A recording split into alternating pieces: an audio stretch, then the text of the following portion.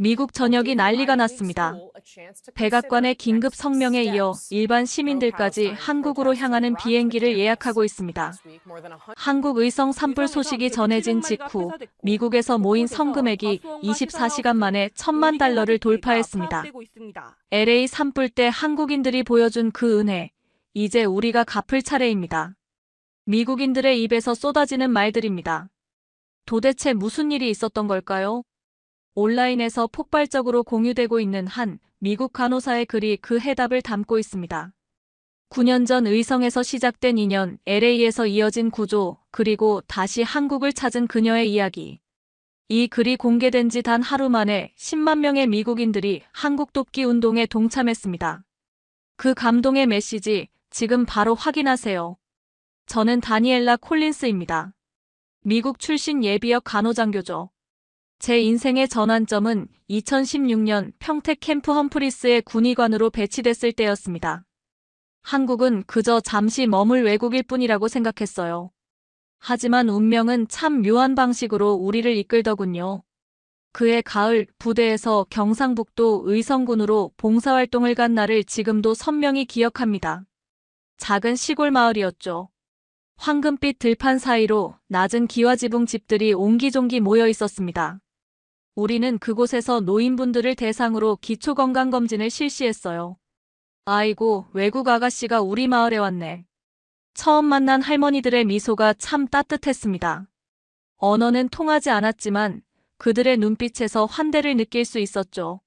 한 할머니가 허리를 붙잡고 절뚝거리며 들어오셨어요. 검진 결과 디스크 증상이 심했습니다. 간단한 물리치료와 약을 처방해드리고 집으로 돌아가실 때 부축해드렸죠. 고마워, 아가씨. 우리 집에 와서 밥 한번 먹고 가. 할머니의 말씀을 통역사가 전해주었을 때 저는 그저 예의상 하는 말씀이라 생각했어요. 하지만 할머니는 제 손을 꼭 잡고 놓아주지 않으셨습니다.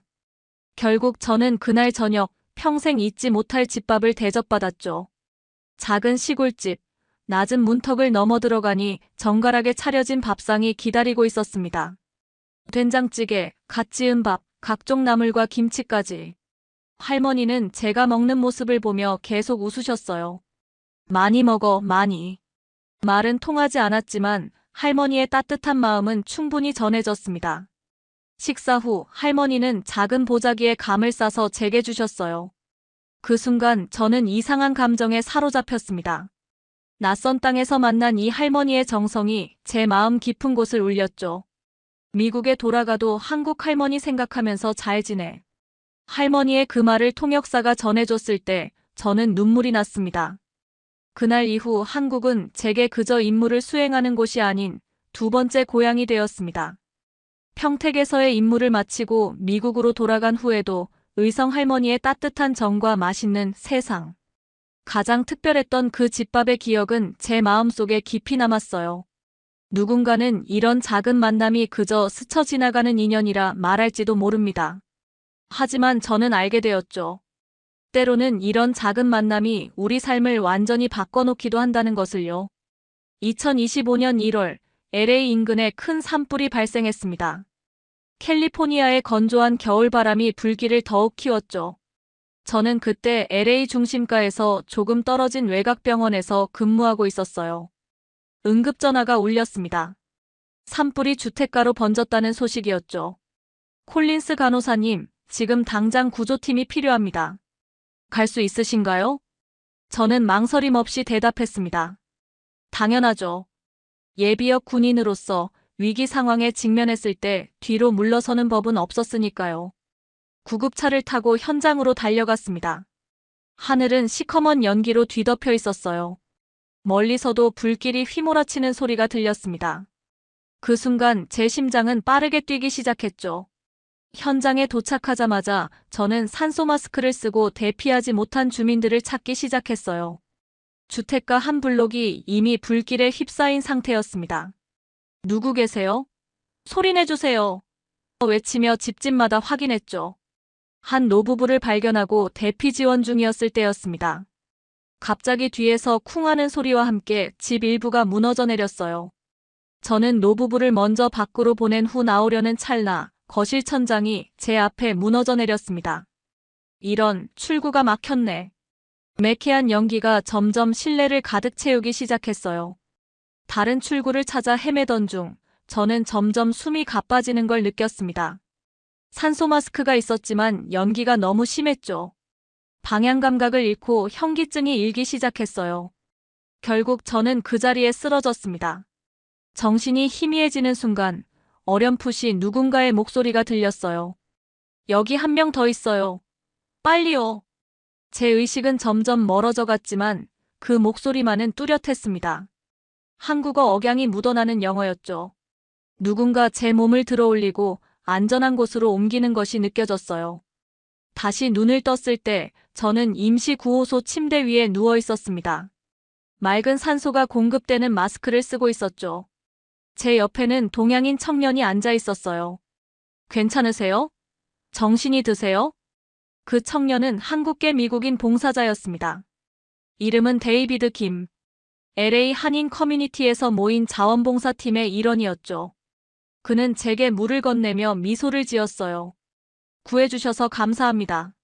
제 목소리는 쉬어 있었지만 마음은 감사함으로 가득했습니다. 데이비드는 제 생명을 구한 것에 대해 별거 아니라는 듯 손을 저었지만 저에겐 그 순간이 특별했어요. 더욱 놀라운 건 그날 저녁이었습니다. 데이비드가 작은 보자기로 쌓인 패키지를 건네주었죠. 한인 봉사단에서 준비한 겁니다. 안에 핫팩이랑 응급용품, 그리고 약간의 응원 메시지가 있어요. 조심스럽게 보자기를 풀자 따뜻한 핫팩과 함께 손글씨로 쓴 편지가 나왔습니다. 힘내세요. 우리가 함께합니다. 라고 적혀 있었죠. 그 순간 저는 9년 전 의성 할머니가 주셨던 감 보자기를 떠올렸어요. 이 따뜻한 정성, 이 세심한 배려. 한국 사람들만의 특별한 무언가가 있었습니다. 참 이상하네요. 제가 말했어요. 내가 가장 위험한 순간에 만난 사람들이 또 한국 분들이라니. 그날 밤 저는 데이비드에게 의성 할머니 이야기를 들려주었습니다. 그리고 그 편지와 핫팩을 간직하기로 했죠. 누가 알았을까요? 그 작은 보자기가 저를 다시 한국으로 이끌게 될 줄은요. LA 산불이 완전히 진화된 지 몇 달 후의 일입니다. 봄이 오고 있었죠. 저는 평소처럼 아침 식사를 하며 뉴스를 보고 있었어요. 커피 한 모금을 마시던 그때 뉴스 앵커의 목소리가 귀에 들어왔습니다. 속보입니다. 한국 경상북도 의성군에서 대형 산불이 발생해 주민 수백 명이 대피했습니다. 저는 커피잔을 내려놓았습니다. 의성이라는 이름에 심장이 빠르게 뛰기 시작했어요. 화면 속에는 검은 연기에 휩싸인 산과 마을이 보였습니다. 이어서 앵커는 의성군의 고령화 상황과 대피의 어려움을 설명했죠. 의성군은 65세 이상 노인 인구가 40%가 넘는 초고령화 지역으로 대피가 늦어지고 있습니다. 현지 당국은 의료 인력이 부족해 간호인력 긴급 요청을 국제 적십자사에 보낸 상태입니다. 화면에 나오는 지도를 유심히 봤습니다. 산불이 번진 마을 이름들 중 하나가 눈에 들어왔어요. 제가 9년 전 방문했던 바로 그 마을이었습니다. 된장찌개를 대접해 주셨던 할머니가 사시던 곳이죠. 설마. 가슴이 철렁 내려앉는 기분이었어요. 그 마을이, 그 할머니가 괜찮으실까? 할머니의 얼굴이 눈앞에 아른거렸습니다. 주름진 손으로 제게 감을 건네주시던 그 따뜻한 순간이 떠올랐죠. 즉시 노트북을 켜고 의성 산불에 관한 더 자세한 정보를 찾기 시작했어요. 뉴스 기사들을 하나씩 읽어내려갔습니다. 산불은 예상보다 심각했어요. 강한 바람을 타고 빠르게 번지고 있었죠. 많은 노인들이 여전히 산속마을에 고립된 상태라는 기사도 있었습니다. 창밖을 바라봤어요. LA의 봄 하늘은 맑았습니다. 하지만 제 마음은 먹구름이 가득했죠. 그때 LA 산불 때 받았던 작은 보자기를 꺼내 들었어요. 핫팩은 이미 차가워졌지만 그 속에 담긴 따뜻함은 여전히 남아있었습니다. 이젠 내 차례야. 작은 속삭임이 제 가슴 속에서 울려 퍼졌어요. 9년 전 한국에서 받은 정, 몇 달 전 LA에서 한국계 봉사자들에게 받은 도움. 이제는 제가 그 은혜를 갚을 차례였습니다. 곧바로 국제 적십자사 홈페이지로 들어갔어요. 한국의성군 산불 피해 지역에 대한 의료지원 봉사자 모집 공고가 올라와 있었습니다. 망설임 없이 신청서를 작성했죠. 이름: 다니엘라 콜린스. 직업: 간호사, 예비역 군의관. 지원 동기. 지원 동기를 작성하면서 잠시 생각에 잠겼어요. 어떻게 설명해야 할까요? 단순한 봉사 정신? 아니면 한국에 대한 개인적인 애정? 깊은 숨을 들이쉰 후 솔직한 마음을 적었습니다. 2016년 의성군에서 봉사활동을 했던 경험이 있습니다. 그곳에서 받은 따뜻한 정을 잊지 못했습니다. 이제 제가 도울 차례입니다.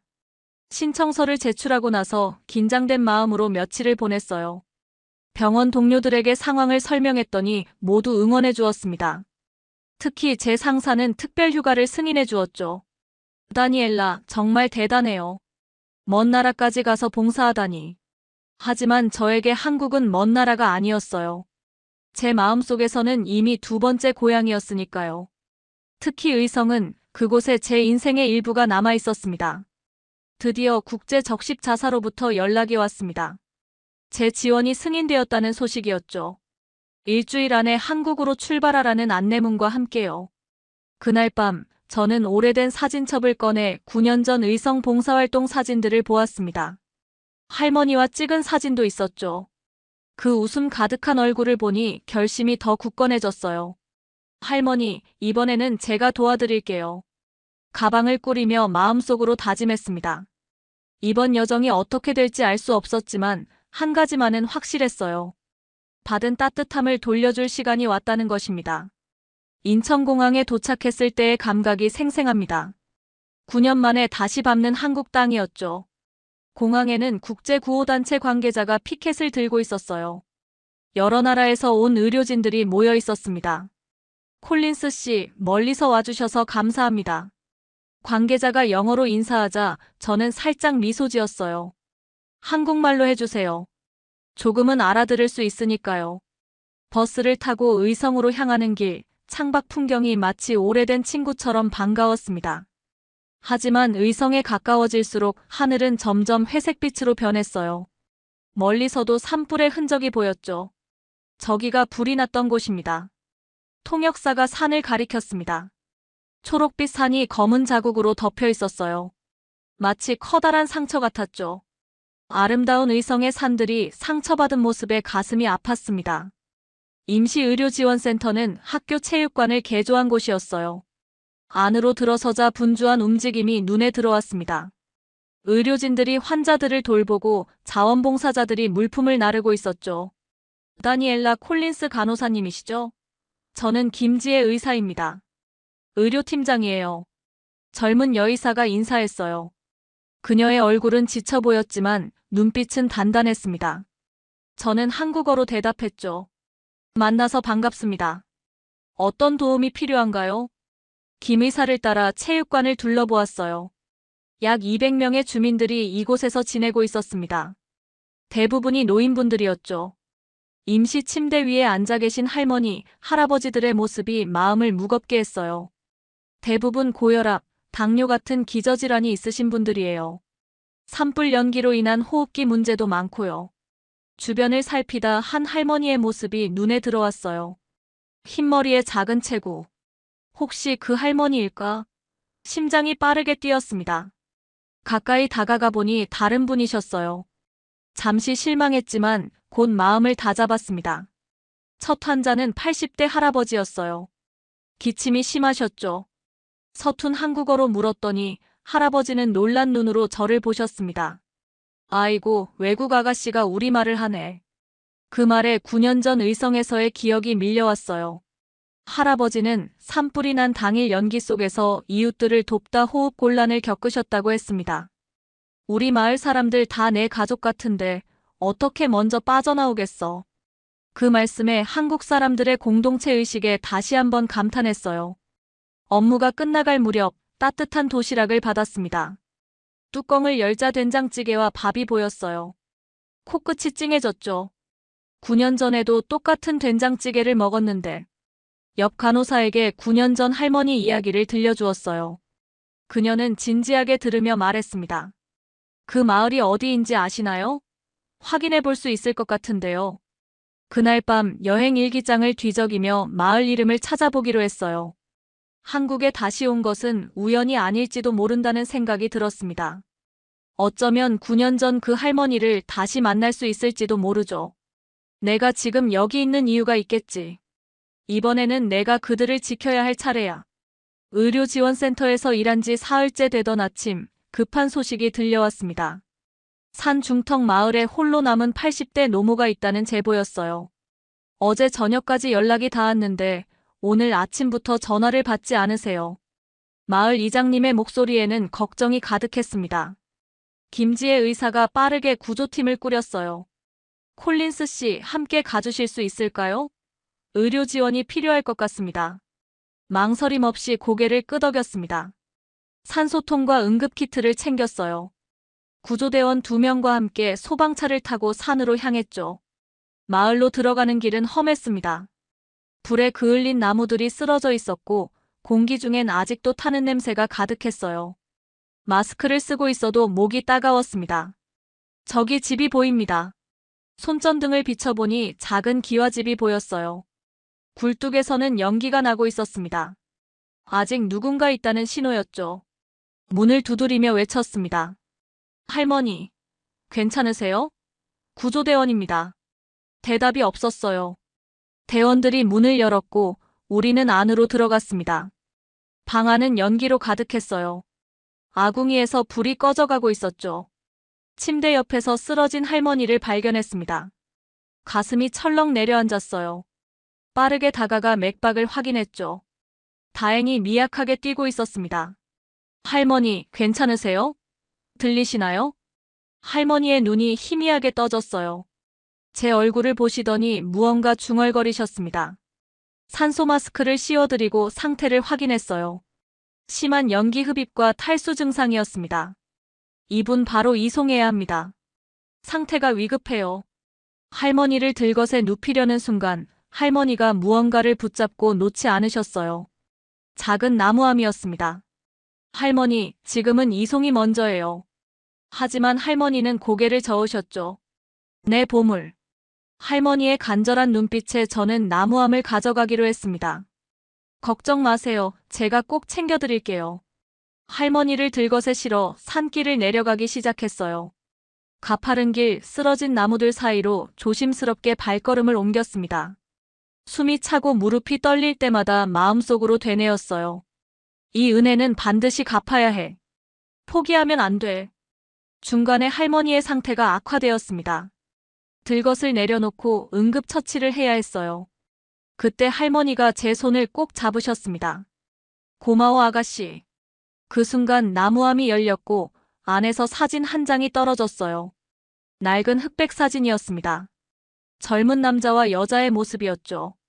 아마도 할머니와 할아버지의 젊은 시절 사진인 것 같았어요. 할머니의 눈에서 눈물이 흘렀습니다. 우리 영감님, 이것만은 꼭.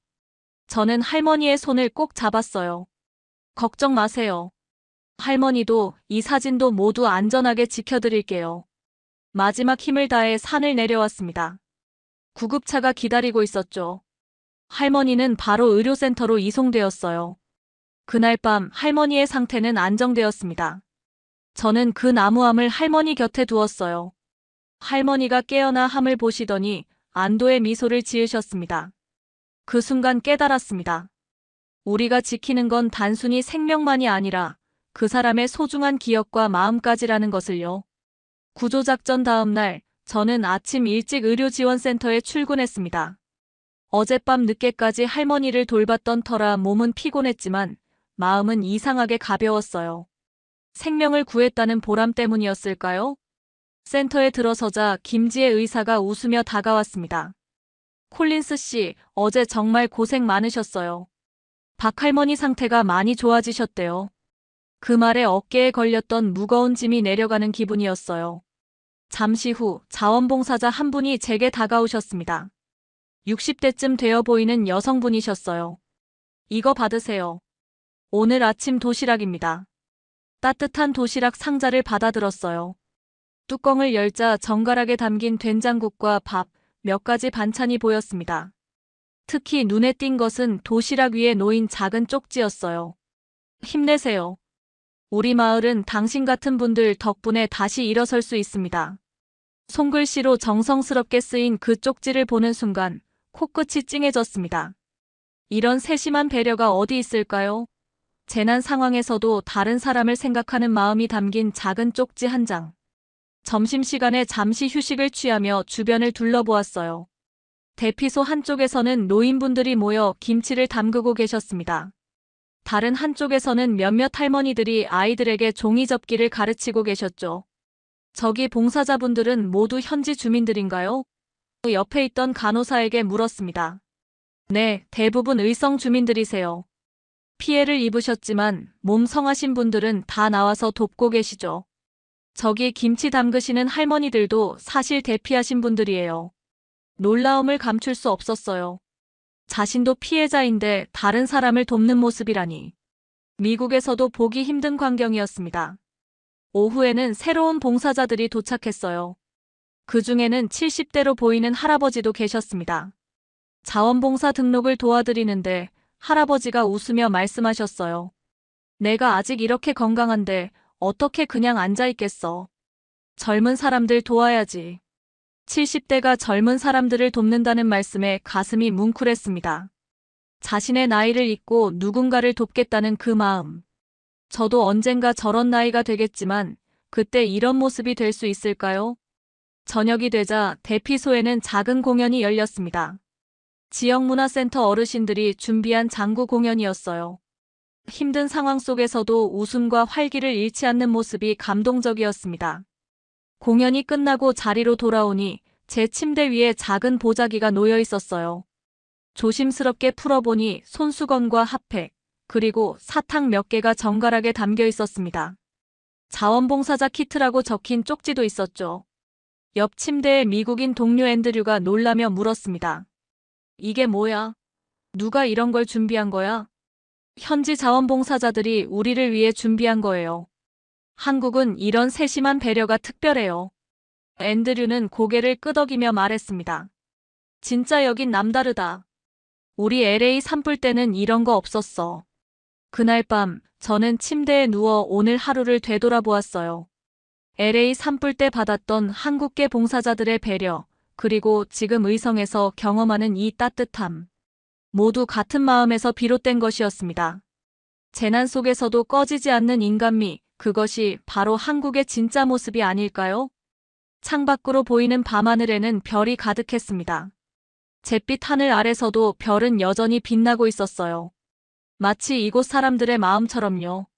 의료지원센터에서 일한 지 일주일이 지났습니다. 아침부터 환자들을 돌보던 중 작은 소녀가 제게 다가왔어요. 10살쯤 되어 보이는 아이였습니다. 간호사 이모, 이거 드려요. 아이는 조그만 종이를 내밀었어요. 접힌 종이를 펼쳤더니 한글로 적힌 편지였습니다. 천천히 읽어내려갔어요. 간호사 이모, 고마워요. 우리 할머니 구해주셔서요. 할머니가 이모 덕분에 살았대요. 저도 커서 이모처럼 사람들 도와주는 멋진 사람이 될래요. 가슴이 뭉클해졌습니다. 이 소녀의 할머니가 바로 제가 산에서 구조했던 박할머니였던 거죠. 너희 할머니 많이 좋아지셨니? 아이는 활짝 웃으며 고개를 끄덕였어요. 네, 오늘 퇴원하신대요. 그 순간 머릿속에 여러 기억이 스쳐 지나갔습니다. 9년 전 의성에서 처음 받았던 따뜻한 집밥, LA 산불 때 한국계 청년에게 받은 도움, 그리고 지금 이 아이의 편지까지. 이 모든 건 연결되어 있었구나. 작은 소녀에게 웃으며 말했어요. 고마워. 내 편지가 오늘 내게 큰 힘이 됐어. 아이의 머리를 쓰다듬으며 생각했습니다. 받은 것은 돌려주고 돌려준 것은 또 누군가를 살립니다. 이것이 바로 삶의 선순환이 아닐까요? 그날 오후 박할머니를 만났습니다. 할머니는 제 손을 꼭 잡으셨어요. 아가씨, 내 목숨 구해줘서 고마워. 내 보물도 지켜줘서 더 고마워. 할머니가 말씀하신 보물은 돌아가신 할아버지와의 추억이 담긴 사진과 유품이었습니다. 그것은 단순한 물건이 아니라 할머니의 인생 자체였죠. 할머니, 제가 9년 전에도 한국에 왔었어요. 그때 한 할머니께 정말 따뜻한 대접을 받았거든요. 그 은혜를 갚고 싶었어요. 저의 말에 할머니는 눈물을 글썽이셨습니다. 그 마음이 널 여기로 다시 불러들인 거야. 그 순간 깨달았어요. 우연처럼 보이는 일들이 사실은 모두 깊은 인연으로 연결되어 있다는 것을요. 편지 한 장, 그것은 단순한 종이가 아니라 마음과 마음이 이어지는 기적이었습니다. 의성에서의 봉사활동이 끝나가는 마지막 주 산불은 완전히 진화되었습니다. 잿빛이던 하늘도 다시 파랗게 변했어요. 마을 사람들은 하나둘 자신의 집으로 돌아가기 시작했습니다. 물론 모든 것이 원래대로 돌아간 건 아니었죠. 그을린 산과 무너진 집들은 여전히 상처로 남아 있었으니까요. 마지막 날, 저는 의성군 재난센터 앞에 서 있었습니다. 한 달간의 봉사활동이 끝났다는 것이 믿기지 않았어요. 떠나기 전 마을 이장님이 작은 기념식을 열어주셨습니다. 콜린스 씨 덕분에 우리 마을 여러 어르신들이 구해졌습니다. 특히 박 할머니는 콜린스 씨가 아니었다면 위험했을 거예요. 진심으로 감사드립니다. 말씀을 들으며 가슴이 뭉클해졌어요. 제게는 그저 제 본분을 다한 것뿐인데 이렇게 감사해 주시다니. 센터를 나와 잠시 주변을 걸었습니다. 산불로 까맣게 타버린 나무들 사이로 새싹이 돋아나고 있었어요. 잿더미 옆에는 노란 개나리꽃이 피어 있었죠. 생명의 강인함을 보여주는 듯 했습니다. 갑자기 누군가 제 이름을 불렀어요. 뒤돌아보니 박 할머니의 손녀였습니다. 이모, 할머니가 이거 드리래요. 손녀는 작은 보자기를 내밀었어요. 풀어보니 할머니가 직접 담그신 김치와 작은 편지가 들어있었습니다. 아가씨, 내 손녀가 커서 아가씨처럼 되고 싶대. 고맙네. 그 순간 제 눈에 눈물이 고였습니다. 작은 도움이 누군가에게는 인생을 바꿀 만한 영향을 줄 수 있다는 사실에 가슴이 벅차올랐어요. 김지혜 의사가 제게 다가왔습니다. 공항으로 갈 시간이에요. 준비되셨나요? 고개를 끄덕였지만 마음 한편으로는 떠나기 아쉬웠어요. 이제는 의성이 더 이상 낯선 곳이 아니었으니까요. 공항으로 가는 차 안에서 창밖을 바라봤습니다. 푸른 들판과 산들이 스쳐 지나갔어요. 9년 전 처음 왔을 때 본 한국의 풍경이었죠. 그때는 모든 것이 낯설고 새로웠는데 이제는 마치 오래된 친구처럼 느껴졌습니다. 인천공항에 도착해 탑승 게이트로 향하던 중 한 기자가 제게 다가왔어요. 콜린스 씨, 의성 산불 현장에서 활동하셨다고 들었습니다. 마지막으로 한 말씀 부탁드려도 될까요? 잠시 생각한 후 대답했습니다. 한국은 위기 때 진짜 얼굴을 보여주는 나라예요. 불씨는 남았지만 그 안엔 희망도 피어 있었습니다. 제가 도움을 드린 것보다 더 많은 것을 배웠죠. 한국 사람들의 공동체 정신, 서로를 돕는 마음, 그리고 어떤 상황에서도 포기하지 않는 의지를요. 비행기에 오르며 마지막으로 한국 하늘을 바라봤습니다. 9년 전 처음 한국을 떠날 때는 언젠가 다시 올 수 있을까라고 생각했었는데 이제는 확신할 수 있었어요. 반드시 다시 올게요, 한국. 창밖으로 한국 땅이 점점 작아지는 것을 보며 생각했습니다. 산불은 많은 것을 앗아갔지만 그 속에서 피어난 인간애와 희망은 누구도 앗아갈 수 없을 거예요. 그리고 그 희망의 불씨는 이제 제 가슴 속에서도 타오르고 있었습니다. 오늘 사연은 여기까지입니다. 여러분들의 구독과 좋아요는 영상 제작에 큰 힘이 됩니다. 긴 영상 시청해주셔서 감사합니다.